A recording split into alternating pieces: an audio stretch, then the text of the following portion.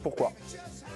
Bah déjà, les occasions de but, c'est déjà quand même assez primordial, puisque déjà, ils ont la bonne réaction.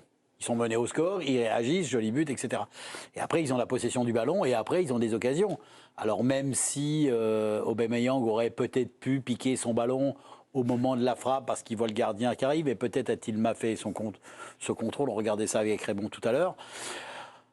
Voilà, après il y a la frappe d'Unai, elle est belle, mais là aussi le pied d'appui glisse. Dérobe, donc ce qui fait que ça n'arrange pas presque. Bah oui, mais c'est pour ça que c'est quand même que la frappe elle monte. Non, mais tu sais. Oui, mais bien sûr que ça l'aide. Je me dis du coup. Mais ça fait monter le ballon. Malheureusement, ça vient frapper l'angle. Mais ça tombe bien. En quoi ça l'arrangerait? Ça tombe bien qu'il monte parce que je trouve qu'elle partait pas super la balle en question. Et des fois, bizarrement, tu vois. Qui a marqué Dembélé. Dembélé au match du Barça, je crois. Il marque, mais il glisse. Match aller, je crois. Il me semble. Il se tape sa frappe. Il se tape les deux pieds. Ah ouais, il y a un truc comme ça, il y a une glissade. Pour moi, là, les vrais regrets, ils sont clairs parce qu'on annonçait l'Atalanta comme une machine de guerre qui allait presser l'adversaire, qui allait le bousculer, et les Marseillais qui étaient laminés, épuisés. Aujourd'hui, on n'a pas vu ça. Non, on a vu pas le scénario. Et moi, je trouve que même tactiquement, les Marseillais ont vraiment bien joué le coup parce que ils sont pas dans la possession. Eux, ils essayent pas de garder le ballon. C'était vite, transition en profondeur et pour gêner cette équipe-là, c'est ce qu'il faut faire justement. Il faut éviter de monter le ballon et de se faire prendre, de se faire presser. Et ils ont, je veux dire que ce que Jean-Louis Gasset a mis en place, c'est simple, c'est clair, mais c'était efficace. Et c'est vrai qu'avec un peu de réussite, ils gagnent ce match-là. C'est eux qui ont les occasions. C'est franc. C'est pour ça que moi j'ai vraiment un vrai regret sur ce match-là parce que honnêtement, j'y croyais pas. Et quand on voit le match, on se dit... Après, c'est vrai que dommage. Gasperini, bon, il a une grande réputation. On se souvient de son équipe qui était arrivée dans le top 8 il n'y a pas si longtemps. En 2020.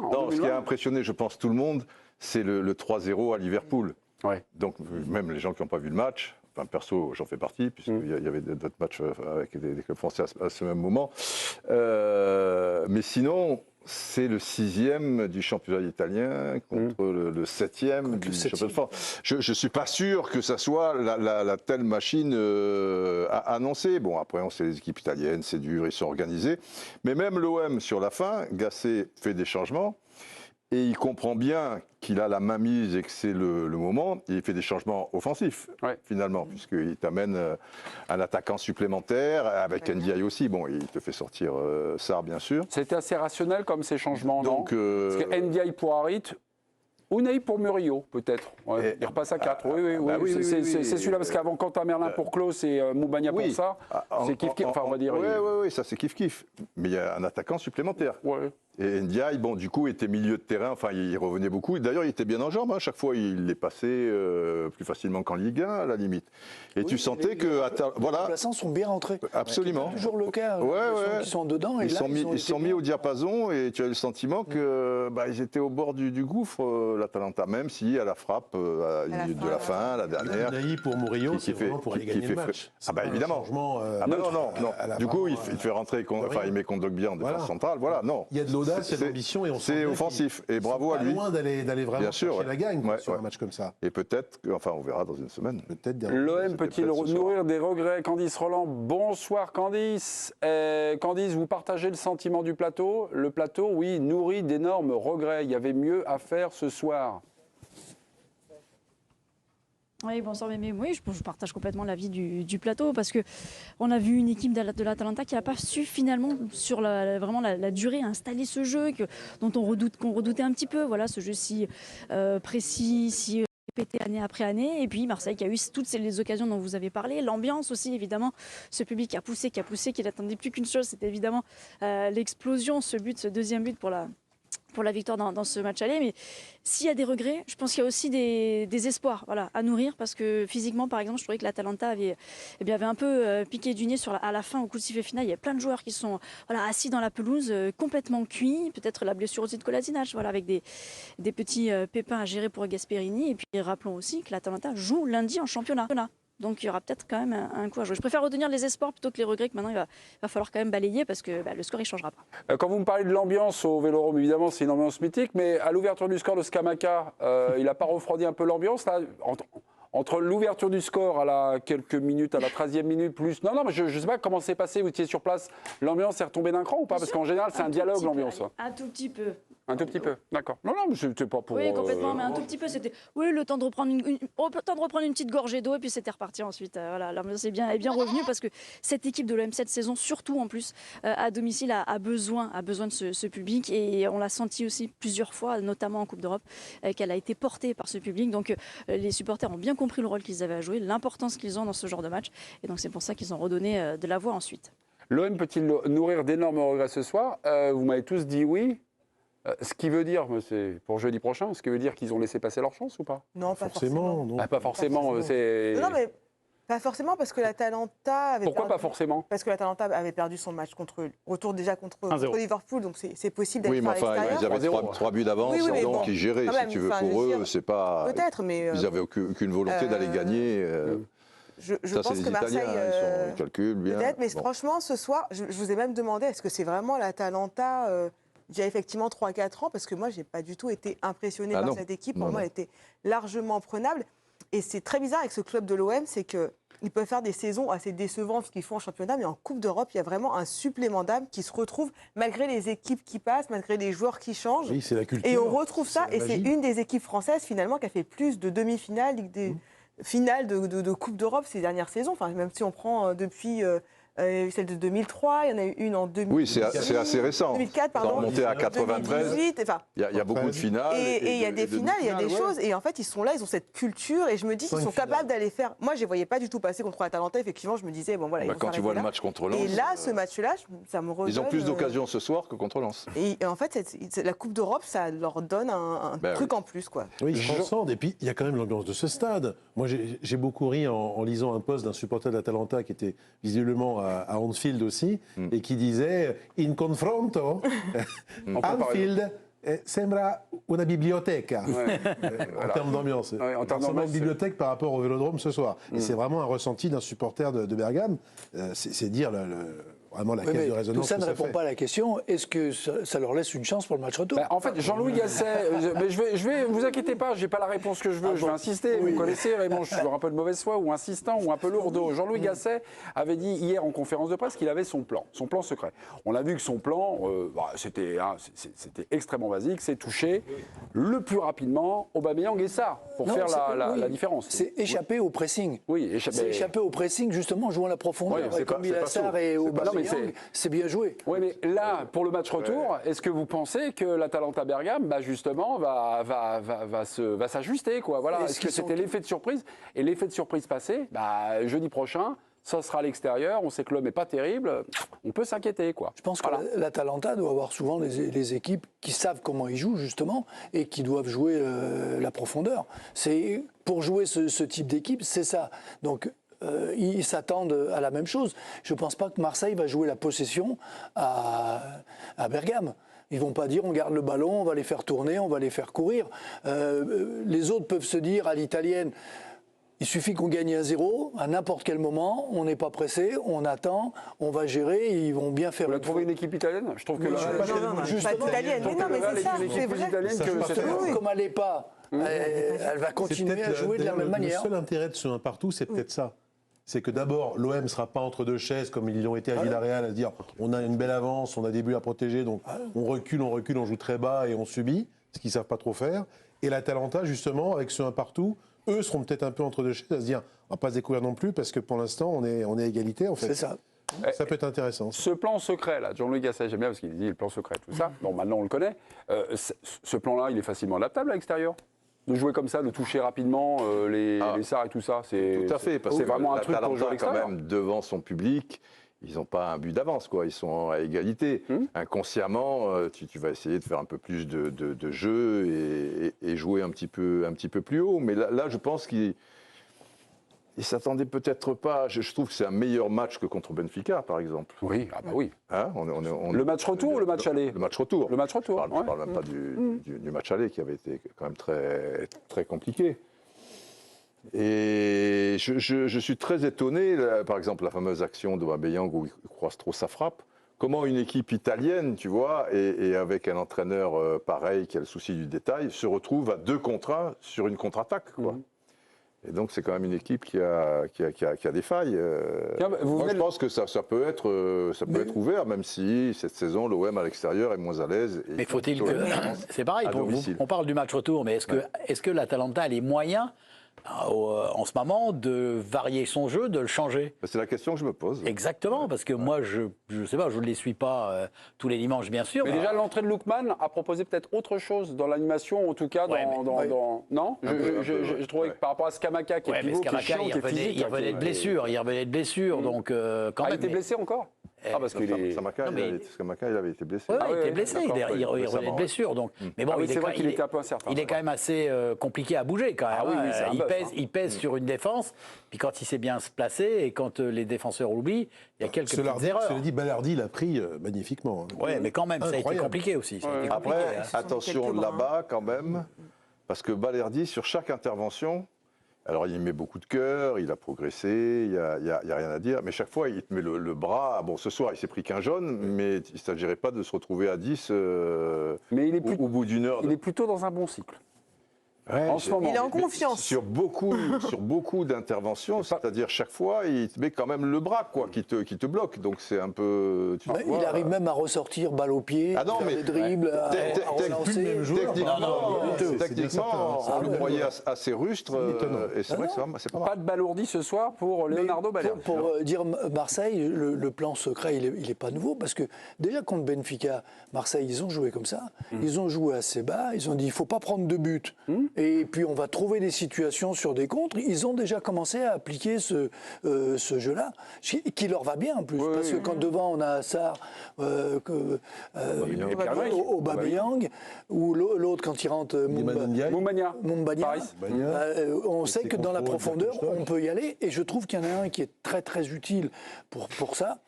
Les deux au milieu, que ce soit Harit ou Verretou, ils ressortent bien, ils ressortent vite. Propre, donc ils ont un jeu qui est adapté, il est clair, leur jeu, au moyen de cette équipe-là. Je trouve que ils ont enfin trouvé un style. Quand j'entendais tout à l'heure que l'entraîneur, il ne savait pas comment il jouait, qui regarde mieux. Le carton rouge pour le gardien de l'Atalanta Bergame, enfin non.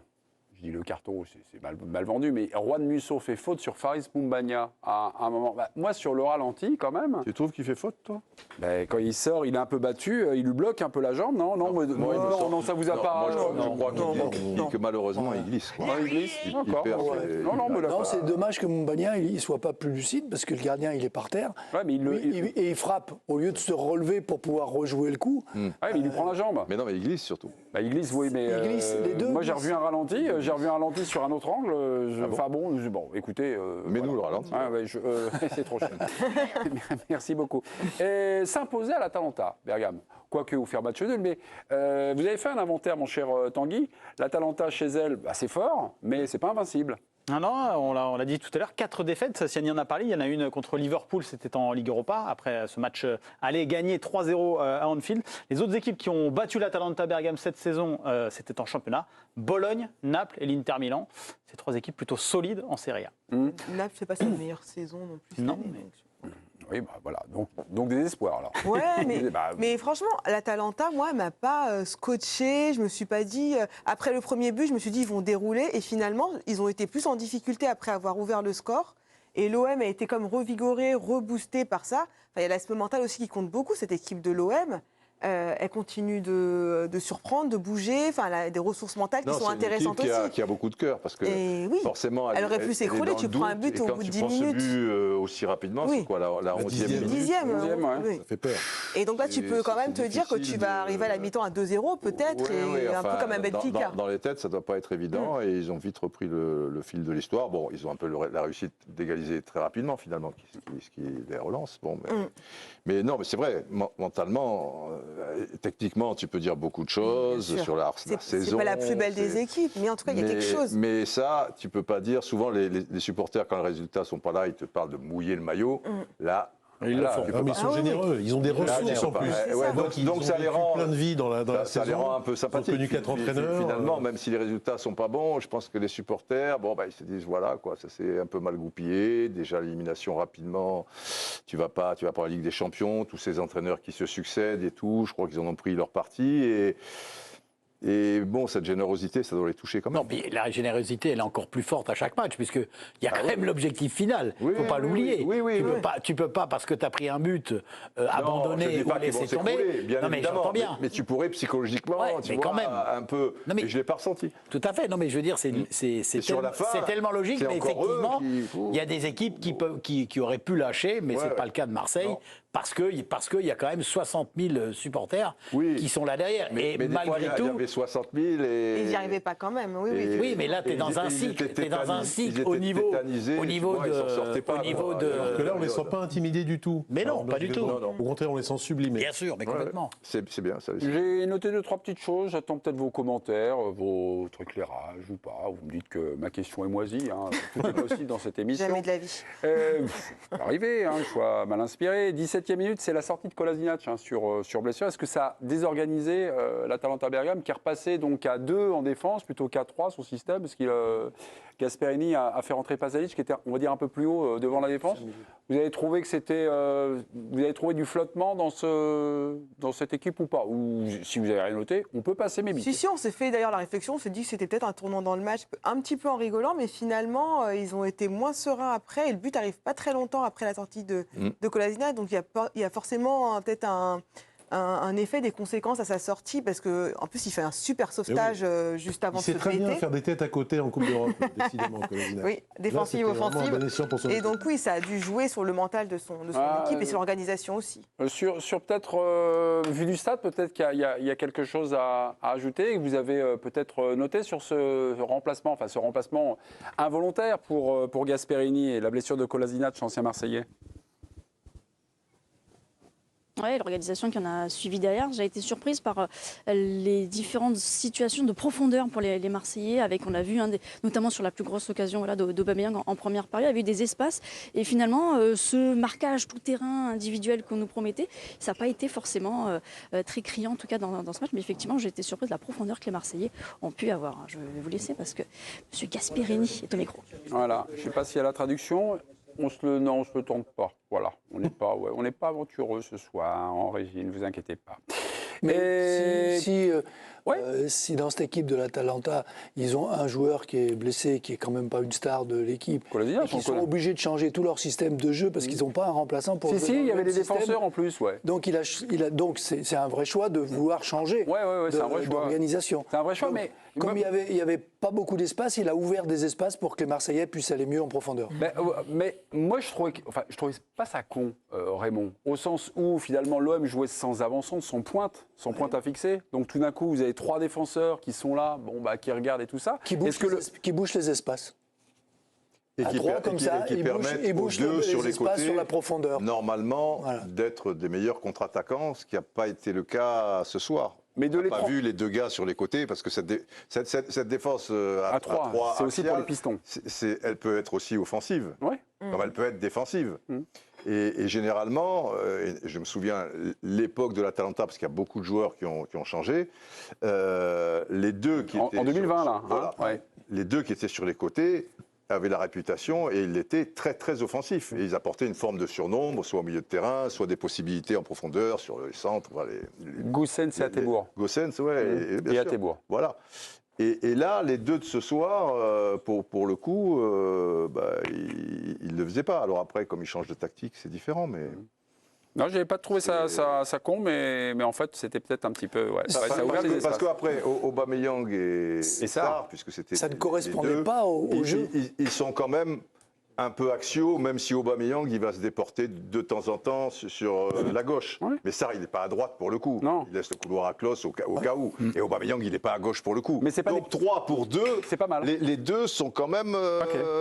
3, c'est pas du luxe, quoi, pour boucher un petit peu. Non, mais c'est pour ça qu'il aurait dû garder. Donc Gasperini ne fera peut-être pas cette erreur au match retour. Peut-être, en tout cas. J'avais autre question. Tiens, on en parlera de Pierre-Emerick Aubameyang sur Ratel à la 42e minute, mais on en reparlera un petit peu plus tard, il y aura un débat. 67e minute, l'OM est à l'attaque. Amin Harit ne centrait pas du pied gauche. Il se remet sur son pied droit. Je ne sais pas si vous l'avez. Derrière, Jean-Louis Gasset rouspète. Et donc, est-ce que c'est un mauvais choix? Voilà. Parce que, voilà, rappelons qu'il y avait Jordan Vertou qui avait fait l'appel au premier poteau et que Faris Moumbagna était là. Voilà, il y avait la défense n'était encore pas hors jeu. Le gros problème, c'est quand tu fais mine de centrer comme ça. Ah bah derrière, c'est terminé. Pour te la remettre, ça veut dire que ceux qui étaient en action, ils sont bloqués. Donc c'est fini. L'action, elle est finie. Il faut que ta frappe, elle soit cadrée et qu'il y ait but à la limite ou quelque chose comme ça. Et là, il me semble effectivement que sur cette action-là, il y avait quand même du monde dans la surface. Oui, Verretou, plongeon au premier poteau. En première intention, enfin, qui centre, on n'en parle plus. Et ça, Harit, il le fait souvent quand même, ce crochet de trop, c'est le faux pied. C'est la limite du faux pied, non? Et surtout, ça se referme vite. C'est tentant, mais Harit, il n'a pas une frappe de nul. Tu vois, c'est pas Robben, tu vois, qui te croise les trucs. Enfin, les gens qui sont habitués à ça, qui font ça souvent, on les connaît. Il a un pied gauche, Amine? Est-ce qu'il est capable? Techniquement, il est capable. Non, de la centrer, oui. Oui, quand même. Il est en plein mouvement. Il a beaucoup d'avance sur l'adversaire direct. Il peut centrer et ça peut arriver au point de pénalty. Moi, ce qui me choque sur ce choix-là, c'est que ça se referme très vite devant lui. Il y a 3 joueurs de l'Atalanta. Donc il faut qu'il y ait beaucoup de réussite en plus pour que ça passe entre les 3 joueurs et que ça termine. Voilà, oui. Je pense qu'il a la lucarne opposée. Moi, c'est plutôt. Donc c'est forcément. Bah oui, mais je vous laisse sur le balcon. moi. Bah oui, mais imposez-vous un petit peu. Je sais que vous débutez dans cette émission. Non, mais c'est ce que je voulais dire. C'est Aline vient de le dire. Il essayait de faire pareil, mais il rentrait sur son pied gauche. C'est une catastrophe. Non, j'en ai marqué du pied gauche, Raymond. J'ai tout regardé cet après-midi. Même à Sepp Maier. Oui. Une lucarne à Sepp Maier. Quand même. Exactement. Du pied gauche. Non, Olivier, je vous mets juste un peu sur pont. Je précise aux téléspectateurs qu'un gentil téléspectateur vous a envoyé comme disent les jeunes, des skills, vos meilleures actions, des matchs et tout ça. Vous les avez regardés aujourd'hui. Et là, j'ai l'impression que vous êtes un peu dans ESPN classique. Là. On est parti dans votre carrière. Donc, alors, il est désolé, mais là, c'est sous le coup de l'émotion que Olivier va rentrer en jeu, va faire une autre jeu fracassante. Voilà.